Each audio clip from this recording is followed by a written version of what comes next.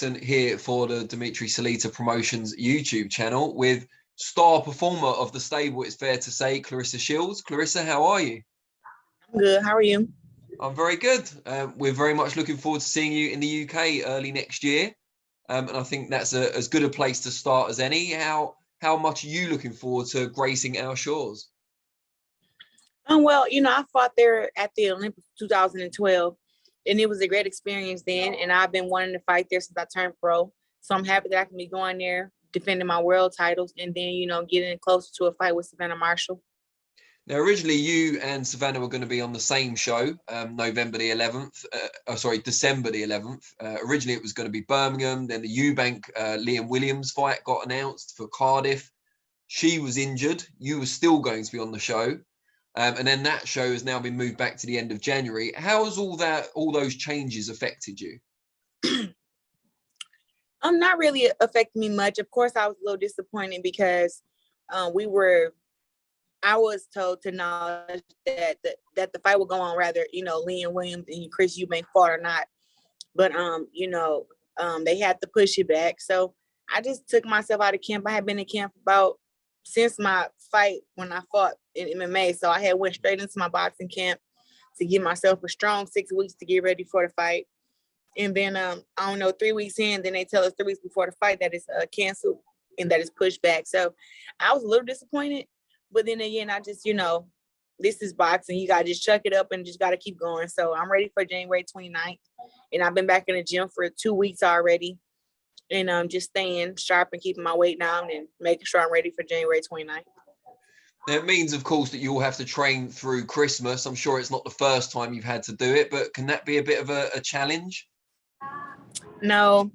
I'm going to stay home and train here in Flint and stay here a couple days after Christmas or probably till New Year's.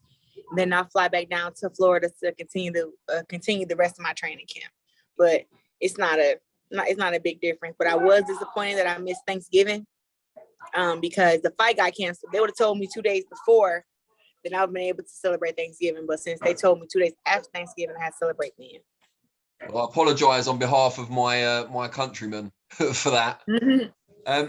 You mentioned your MMA career just now. Obviously, the most recent fight was in October. What are your reflections on that now? Presumably, you've watched it back. My reflection is that I did well. I'm going to continue to do MMA. I have a lot to grow, of course. Of course, you got to work the ground game. But I watched the fight and I did really well. And then I feel like I won the first 2 rounds and lost the third. So I feel like I should have won the fight 2-1. But they have different scoring. So even though she took me down in the first and the second round, she wasn't able to hold me down. I was able to get back up. The only time she was able to hold me down was in the third round with 1 minute left. So I don't think that she really won the fight. I just think that they have weird scoring in MMA, but it is what it is though. How much of a challenge is it doing your regular boxing training, a craft that you've mastered, and then also having to train in MMA, which is, connected, but really a new sport? I mean, well, I can box in my sleep. Boxing is so easy for me.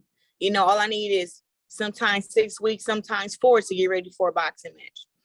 On the other hand, in MMA, you have so many things you have to get ready for in your opponents. If you're a better fighter than them on the feet, all they're going to do is work the ground game and try to get you to the ground. So it's like during that training camp, you got to work ground stuff and you got to be prepared to go on the ground.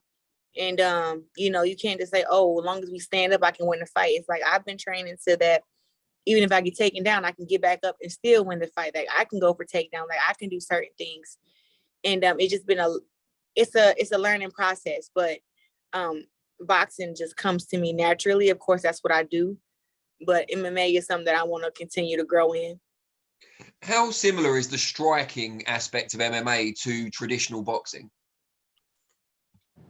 I mean, people think that it's punches, but it's completely different. I mean, you're punching with your shoes off, so when you get sweaty, the cage gets sweaty. There is no slippery boxing ring, it's a puncher's ring or it's a boxer's ring. And you can figure that out by how it sounds and how it feels on your feet or whatever. But just in the cage, you're barefoot. So sometimes it actually makes it harder to throw punch and harder to throw kicks because you're in the cage and people have fought before you when it's all slippery and everything like that. And they don't, dry it all the way up. So that's the learning curve there. But the striking is not only just punching, but it's kicking and kneeing. So that's something else, you have to build your IQ too. Like now when I box, I see the whole body. And I used to only be able to, I used to only pay attention to, above the waist and the shoulders. Now my eyes have widened up because of MMA. And now when I'm boxing, I can see people's feet when you don't need to look at the feet, or maybe you do, but I know I never used to, but you don't need to look at the feet because you know what's going on in front of you. But I just have a wider view now from doing MMA. What made you decide to delve into the world of MMA? Because as you alluded to just now, you've mastered the world of boxing, both as an amateur and a pro. Why try something completely different at this stage? I wanted to, let the girls in MMA know that I'm not scared of them. Like they're scared to come to boxing and box against us. You haven't seen a crossover fight with the MMA fighter coming to boxing, except for Conor McGregor. But the women won't do it, So I really did it to just Amanda Nunes said that she would, she told me to come to her world and she would choke the mess out of me, right?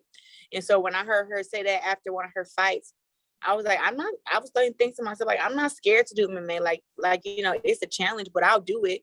So what I do, I came to her world and now I'm training and now I'm fighting and continuously doing that while I'm still being a world boxing champion, defending my titles. And so, I'm hoping that, with me going to MMA, that hopefully one day me and Amanda Nunes, like we can box against each other and do an MMA fight against each other, because that has never been done. So I would like to do that.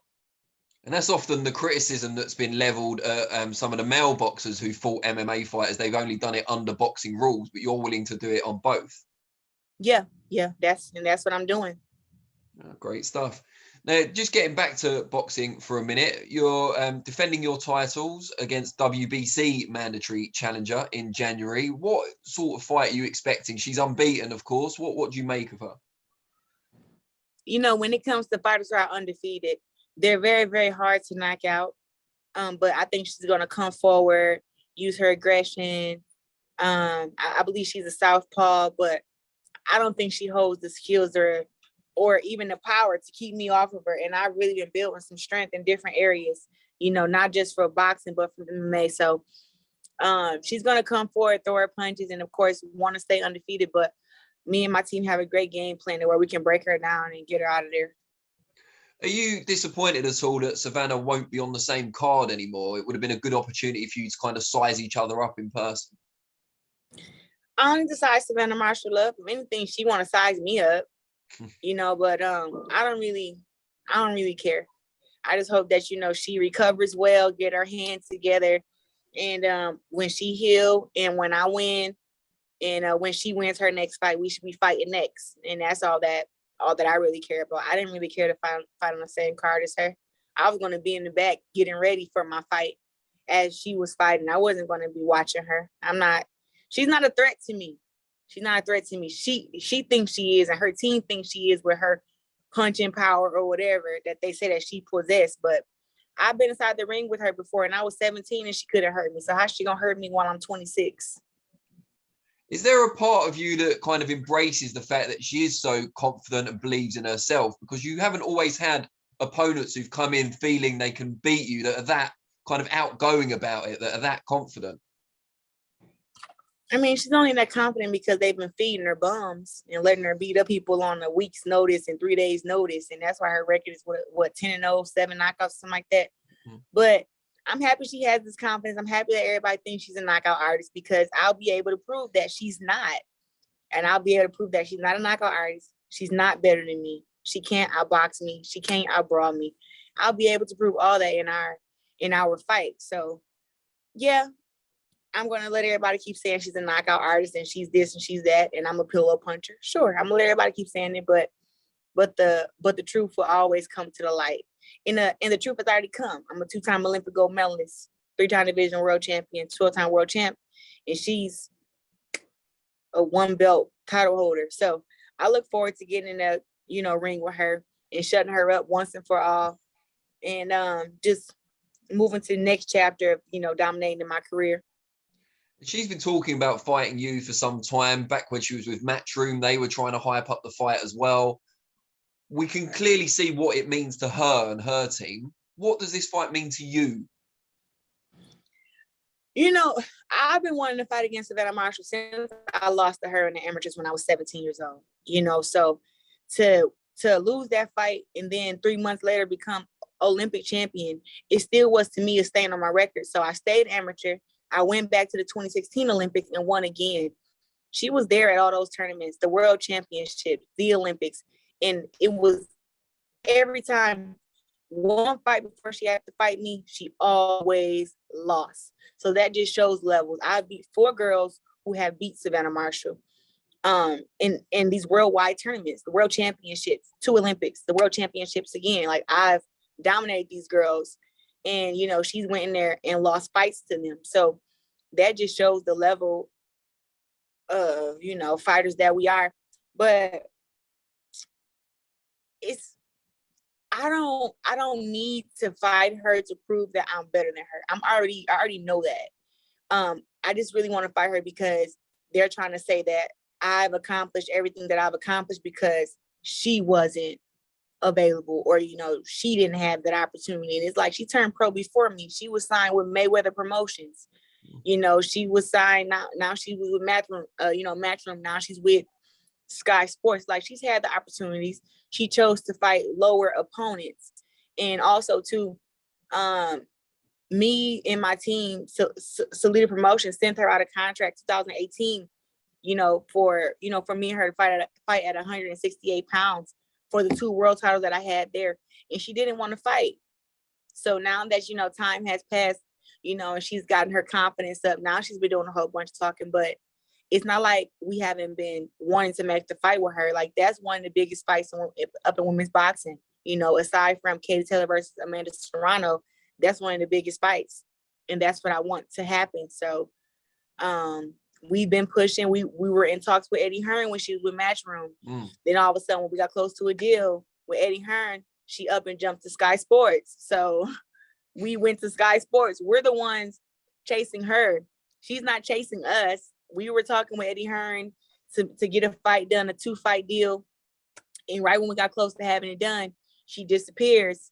And now she's at Sky Sports. So we stopped talking to Eddie Hearn and we went directly to, and Boxer reached out and Sky Sports reached out. So we didn't turn down that conversation. Like, I could be fighting on the zone and working with Matchroom and Eddie Hearn, but no, we said no. If Savannah Marshall isn't on the table, then we don't really have a lot to talk to you about right now. So we decided to talk to Boxer and Sky Sports, and that's how we got the 7-figure deal done.